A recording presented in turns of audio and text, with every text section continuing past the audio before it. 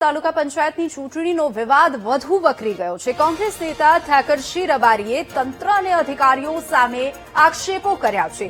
SDM સહિતના અધિકારીઓએ લોકશાહીનું ચીરહરણ કર્યું છે અને નારીનું અપમાન એટલે આખા ગુજરાતનું અપમાન ઠાકરસિંહ રબારીએ કહ્યું છે। તો પોલીસે કોંગ્રેસ કાર્યકરો પર ખોટી કલમ લગાવી દીધી છે અને કોંગ્રેસના 12 મક્કમ સભ્યોને કોઈ ખરીદી નહીં શકે આવું પણ કીધું છે અને ગમે તેમ કરશે તો પણ તાલુકા પંચાયત કોંગ્રેસની જ થશે।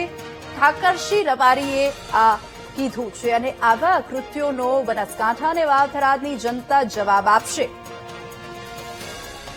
આપ જોઈ રહ્યા છો કે એક દીકરી પ્રસૂતિની પીડામાં હોય પરંતુ લોકશાહીની કહુવાવડ થઈ ગઈ કે બબે વખત ચૂંટણીઓ રદ કરવી પડે।